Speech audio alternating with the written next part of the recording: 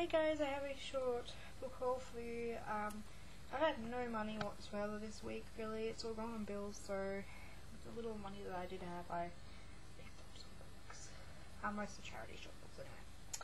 So the first book that I got, which I thought was really cute and essential, I guess, is The Essence of Happiness, a guidebook for living by the Dalai Lama. And I picked this up for 50 cents. It has just little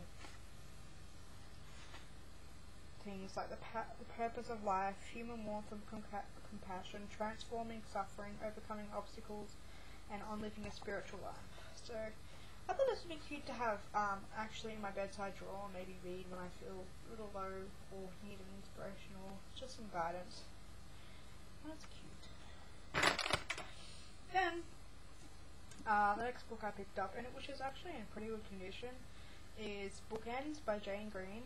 I almost picked this book up in the second-hand bookshop for $10, which is really ridiculous in my point of view, considering I can get it online for $10 anyway, but they gotta make a living too.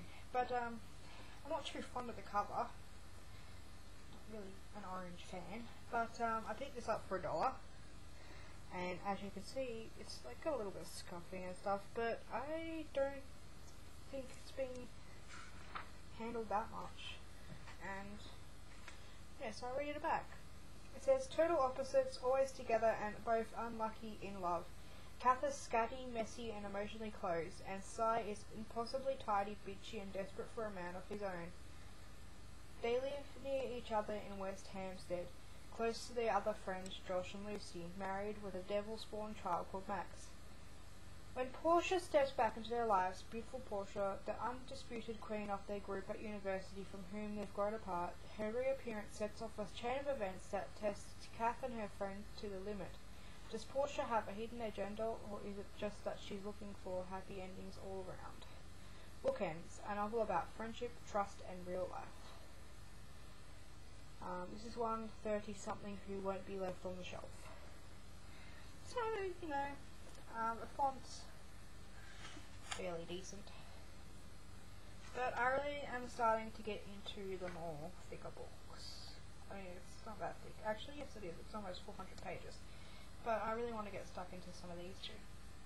Primarily, most of this haul is chick lit, because I really just need a break from all the stuff. Anyway, so the second book that I got, which I think is a YA one, is called Gypsy Masala. The Most Magical Journey is One That Takes You Home by Preeti Maya. I absolutely love this cover. This one is a short one, a very short one. It says, Avita Vishana has found her dream, now she has to live it. Escaping from the dreary routine of work and sad faces of her fellow 9-to-5ers, Avita follows the beat of a strange drum to a far-off land.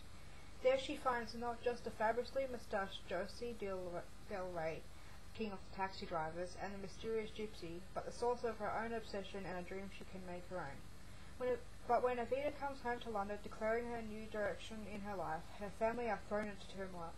Sheila and Bali, their dreams of a family long gone, have raised Avita as their own child. The sadness of that time has kept them apart, holding them to separate secrets.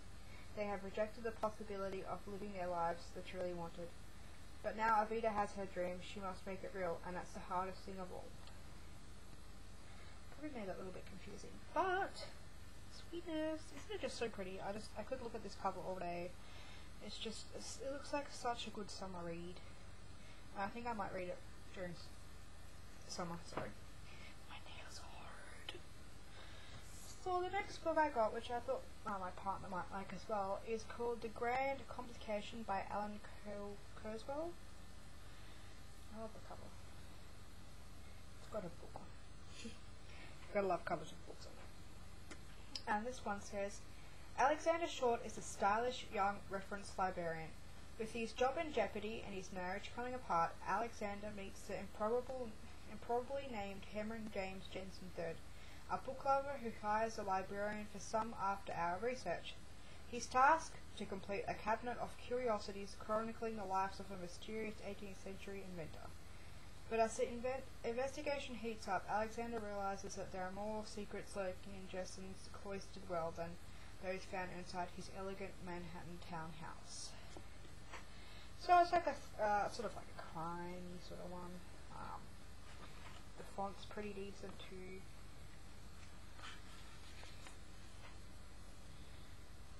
So I just thought it sounded really interesting, and I think I picked this one up for $1 or 50 cents. I'm not sure, but yeah. Then okay, I splurged on this one a bit. It was $10, but $10 was pretty cheap. I saw this, and I've been wanting this for ages, and it's been like $20, $30 at Big W, which I think is absolutely a crime against books, really, especially at Big W. But it's annexed, The Incredible Story of a Boy Who Loved Anne Frank by Sharon Doga, and this is about Peter Van Pels, who, if you guys know the story of Anne Frank, was the guy who fell in love with Anne Frank, I guess. I should know, I've done enough research on it. But yeah, I'm really excited to read this book. And what I love too about it is that it's written in lots of different fonts. If you get in that my cat. And it's got like maps and stuff, which is awesome. So I really want to start on this sometime next year. I know sometimes next year sounds really far away, but yeah. And then I got 2 books at the second-hand bookshop, I think for $3 each. The first one I got is The Secret Shopper's Revenge, and it's kind of lopsided, but oh well. This one says, imagine shopping for a living, homing in on size 0 haute couture and shopping the shop girls. Welcome to the world of a mystery shopper. Let me tell you something, the world of a mystery shopper is not that exciting. It depends really where you are, but I've been a mystery shopper before, did it from home, and I got all the petrol drops. So the only thing I bought was like candy bars and Coke. So not really my cup of tea. New mum Emily wants revenge on the stick-thin assistants who laugh at her post-baby tummy and post-baby budget. But frumpiness has its advantages when you're wielding a secret camera. Store manager Sandy has a lifelong love of retail. Then she's fitted up by an ambitious assistant, and secret shopping is the only way to keep her passion alive. And glamorous widow Grazier can't leave behind the high life despite her chronically low bank balance. The more she's buying and spying, the less time she has to mourn her husband.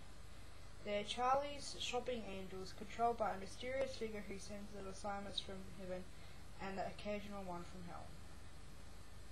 So, I don't know if this is a series or anything like that. I don't think it is. It's got pretty small font. Pretty small font. But I don't know, $3 I picked it up. It's kind of interesting. I like the summary read where you're like, meow. And this is actually one that I find interesting because it's called No, I Don't Want to Join a Book Club, and how anyone cannot join a book club, I don't know. But anyway, it seems very fitting for my new group anyway. But this is Virginia Ironsides. I don't want to join a book club. And I really wish that they didn't stick these stupid stickers here. There you go. And isn't it so cute? Little moggy. So I'll read this. It says, certainly not, says Mari Sharp when her friend suggests she joins a book club when she turns 60. Book club people always seem to have to wade through Captain Corelli's mandolin or groan the god of small things. They feel they've forever got to poke their brain with a pointed stick to keep it working. But either you've got a lively brain or you haven't, and anyway, I don't want to be young and stimulated anymore.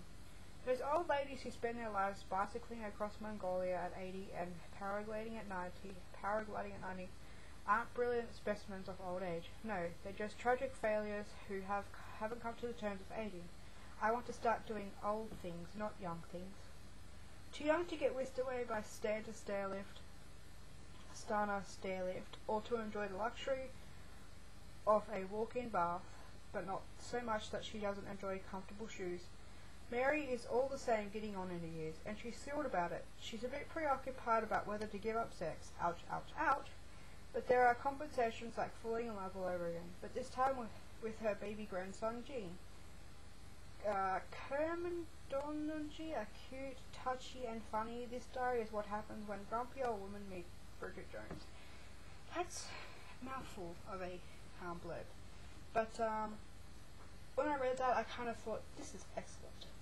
You know, I want to read about characters that are a little bit older than me, instead of reading about YA characters. So, yes, it is written in diary form, which is another reason why I picked it up, because I love books written in diary form. But, ow.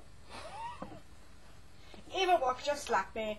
So, yes, that's, it just sounded interesting. I don't know. That's all you ask. How can you go wrong? So that's my little doobie haul, and yes, most of those are charity books, not full price, but I really want to read some of them now, but I'm reading 5 books at the moment. I'm a really bad person when it comes to books. I just start them and put them aside and then pick up one, and it's just so overwhelming. Okay, so thank you guys for watching, and yeah.